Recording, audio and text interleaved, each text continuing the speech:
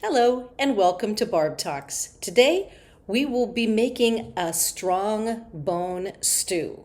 Now this is good to help your bones no matter what age you are, but where I got the recipe was from this book that my sister gave me when I was 30 years old. It says Alternative Approaches for Women 30 to 90. And I read through it, I made a few notes, but it seemed to have a lot of poetry to it and then some interesting herbal remedies. And as I got older, I got to understand a little bit more of what the poetry was all about, because as you begin to going through the menopausal years, that poetry becomes more realistic.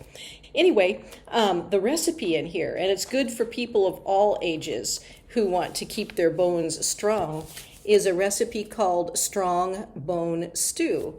And it's so delicious. So I was going to make it with you in the kitchen today.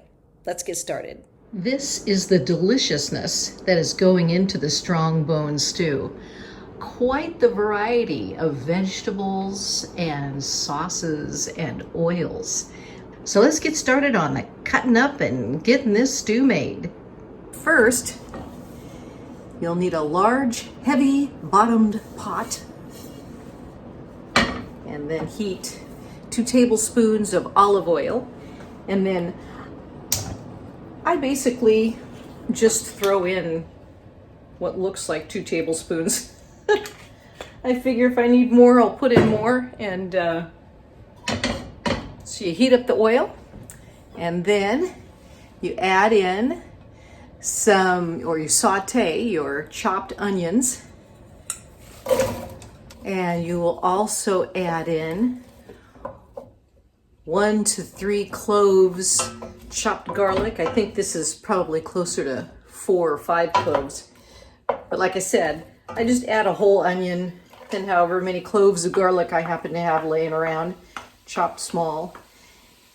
Because it's the more goodness, the merrier. That's the way I look at it. If I'm going to be making something, then I might as well make enough of it that, I've got some to freeze. And this is one of those stews that it's so good, you will be eating it like for days and not getting tired of it. So you saute down nice and soft and caramelized those onions and garlic and mushrooms are now. And so when onions are soft, you add 1 quart of vegetable stock or water and then bring it to a boil. And you can either get boxes of like this, or you can just add your bouillon cubes into water and add that in. So add a quart. And depending on, because obviously I've put more vegetables in here than the original recipe said, so I'll probably end up eventually putting more liquid in here as well. But I'll start out with this amount because this liquid does cover the vegetables that are currently in there. And then we bring that to a boil. Then when the vegetable stock comes to a boil, you add at least 1 cup each of 4 different organically grown vegetables cubed, and you can make them peeled or unpeeled. And in my bunch of vegetables, I have sweet potato, carrot, turnip, the winter squash, and a parsnip. So that's what I've got, but you could use whatever ones you have on hand. So we'll add in all those cubed vegetables. Also add in 1/2 cup of dried wakame seaweed. So that was I was showing earlier. So you're going to have all kinds of vegetables and additions that create strong bones, because that's what this is all about, is how to keep your bones strong. And this is the point where I usually add more liquid so it covers most of this. Kind of swish around in the box, see if there's any nutrients left in there, and then just pour random water in there until it covers most of the vegetables. Then we let this cook Bring it back to a boil and then let it simmer for about 45 minutes or until the vegetables are soft. While the stew simmers, mix together in a large measuring cup or bowl 2 tablespoons miso, 2 tablespoons tamari, a 1/3 cup of sesame oil or tahini, 2 tablespoons peanut or almond butter. I like using crunchy, add a little extra texture. And 1 tablespoon of Crone Wort vinegar. What I use is rice vinegar, and then you infuse the rice vinegar with leaves from dandelion, plantain, and raspberry leaf, and a few other things. The recipe for Crone Wort vinegar is actually in the book I talked about earlier, and I'll put a link to it down below as well. So we add in the miso and the tamari, which is basically a soy sauce. It adds some salty texture. 2 tablespoons almond butter.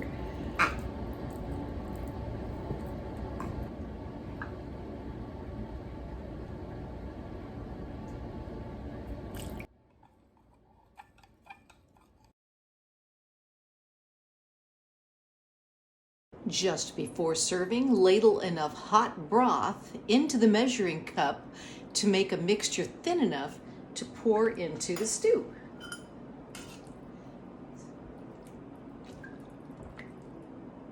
So we got to make that nice and thin so that it pours easily into the stew. And then add to the mix 1 cake of tofu cubed. I'm not a big tofu eater, so what I use instead of tofu is I use garbanzo beans that I have drained, and then I put those in there. So it adds that extra protein without having to go the tofu route. And then you stir that up. Continue to cook on very low heat for about 5 minutes. And the 5 minutes is up. And we've got delicious, bubbly, full of calcium stew. Now I like it just like this, where it's got all kinds of delicious steaminess that you can eat individual pieces and taste the goodness. My husband prefers to put this in our Vitamix and make it into more of a creamy, all mixed together type of thing. And like I promised, I wanted to bring up again the book that this recipe came from, which is called The Menopausal Years, The Wise Woman Way. The one I used was from the Strong Bones Stew. But there's also many other recipes in the back: homemade yogurt, fruit fix, 4 roots tonic. Tells how to make different vinegars, and that's I call it the strong bone vinegar that I use, but you can use anything from yellow dock, dandelion, plantain, nettle, raspberry, mugwort, comfrey, red clover, and then you just put those particular herbs into some different types of vinegar. I use rice vinegar, but again, that particular recipe is in here too on page 256 of the new Menopausal Years. So enjoy the book, enjoy the recipe, enjoy the food, and enjoy sharing it with your friends. Thanks for watching Barb Talks.